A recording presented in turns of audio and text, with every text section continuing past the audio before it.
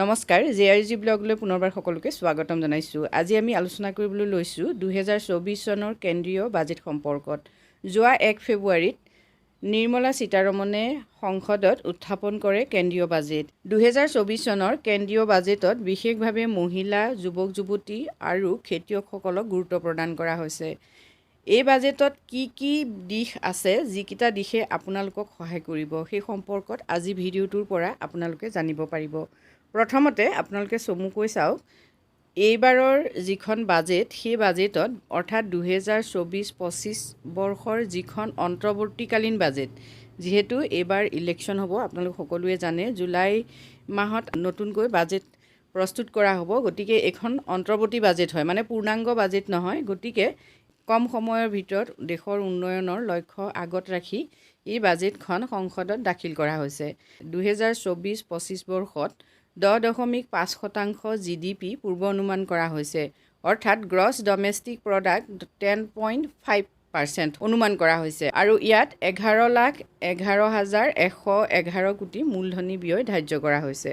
বিত্তমন্ত্ৰী নিৰ্মলা সীতাৰমণে তেওঁ ভাষণত উল্লেখ কৰিছে যে 2027 চনত বিশ্বৰ তৃতীয় বৃহৎ অৰ্থনীতি হ'ব ভাৰত। বৰ্তমান অৱস্থাত ভাৰত বিশ্বৰ পঞ্চম বৃহৎ অৰ্থনীতি দেশ আৰু 2027 চনত বিশ্বৰ তৃতীয় বৃহৎ অৰ্ণা কৰিছে বাজেট ভাষণত। এইবাৰ বাজেটত যিহেতু আয়কৰ, প্ৰত্যক্ষ পৰোক্ষ কৰৰ কোনো ধৰণৰ সালসলনি হোৱা নাই, দৰিদ্ৰ মহিলা আৰু যুৱক-যুৱতী, অন্নদাতা কৃষকৰ উন্নয়নত বিশেষ গুৰুত্ব প্ৰদান কৰা হৈছে। লাখপতি বাইদেউ 3 কোটিলৈ বৃদ্ধি কৰাৰ লক্ষ্য এইবাৰৰ বাজেটত নিৰ্ধাৰণ কৰা হৈছে।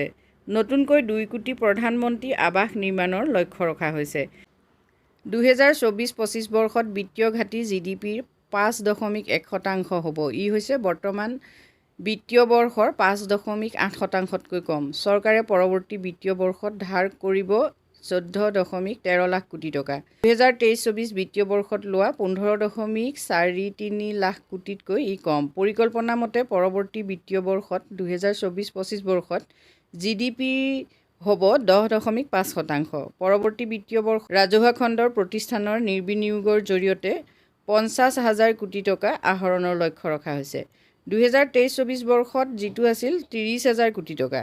এই বৰ্ষৰ 34.37 লাখ কোটিৰ পৰা 11.46% বৃদ্ধি কৰি পৰৱৰ্তী বিত্তীয় বৰ্ষত মুঠ কৰ ৰাজহ 38.31 লাখ কোটি টকা কৰাৰ লক্ষ্য নিৰ্ধাৰণ কৰা হৈছে। 2014 চনৰ আগৰ অৰ্থনীতিৰ দুৰ্ব্যৱস্থাপনাৰ বিষয়ে চৰকাৰে প্ৰকাশ কৰিব শ্বেতপত্ৰ।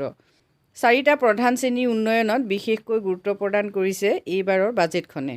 সেয়া হৈছে দৰিদ্ৰ মহিলা, যুৱক-যুৱতী আৰু অন্নদাতা কৃষক।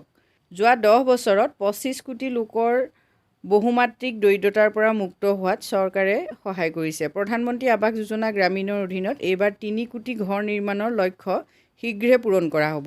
অহা 5 বছৰত আৰু 2 কোটি ঘৰ নিৰ্মাণ কৰা হ'ব। ছাদৰ ওপৰত সৌৰশক্তি সুবিধাৰ জৰিয়তে 1 কোটি পৰিয়ালে প্ৰতি মাহে 300 ইউনিট বিনামূলীয়া বিদ্যুৎ লাভ কৰিব। প্ৰতিটো পৰিয়ালৰ বছৰি 15,000ৰ পৰা 18,000 টকা ৰাহি হোৱাৰ আশা কৰা হৈছে। আয়ুষ্মান ভাৰত আঁচনিৰ অধীনত সকলো আশাকৰ্মী, অংগনবাড়ী কৰ্মী আৰু সহায়িকাক স্বাস্থ্য সেৱাৰ সুবিধাৰ বাবে সামৰি লোৱা হ'ব।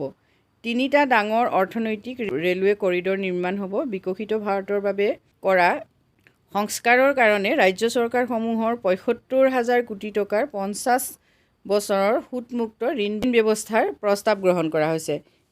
এইবাৰৰ বাজেটৰ মূল লক্ষ্য আৰু উদ্দেশ্যখিনি হ'ল এইখিনি।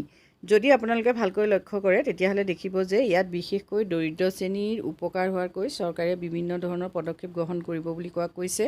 তাৰ লগতে যিসকল মহিলা আছে, বিশেষকৈ আত্মসংস্থাপনৰ লগত জড়িত যিসকল মহিলা, সেই মহিলাসকলক বিভিন্ন ধৰণৰ পুঁজিৰ আবণ্টন দি পেলাই মহিলাসকলৰ উপাৰ্জন যাতে 1 লাখ হয়, বাৰ্ষিক ইনকাম যাতে 1 লাখ হয়, এই ক্ষেত্ৰত এইবাৰ বাজেটে বিশেষ গুৰুত্ব আৰোপ কৰিছে আৰু দেশৰ প্ৰায় 3 কোটি মহিলাক লাখপতি হিচাপে গঢ়ি তোলাৰ লক্ষ্য আগত ৰাখিছে। বাজেটত লাখপতি বাইদেউ আঁচনি সম্পৰ্কত লোৱা এই সিদ্ধান্তই নিশ্চয় মহিলাসকলক যথেষ্ট সহায় কৰিব। ভৱিষ্যতে যিসকল আত্মসহায়ক গোটৰ লগত জড়িত সেই মহিলাসকলক বিভিন্ন ধৰণৰ অনুদান বা বিভিন্ন ধৰণৰ পুঁজিৰ যোগান ধৰি যাতে তেওঁলোকৰ বাৰ্ষিক ইনকাম 1 লাখ টকালৈ হয়, সেই ক্ষেত্ৰত চৰকাৰে বিশেষ গুৰুত্ব আৰোপ কৰিব। আজি ভিডিঅ'টোত আমি আপোনালোকৰ বাবে এইখিনি তথ্য আগবঢ়াইছোঁ। যদি আপোনালোকৰ ভাল লাগিছে তেতিয়াহ'লে কমেণ্ট কৰি জনাব। আজিলৈ ইমানেই, ধন্যবাদ।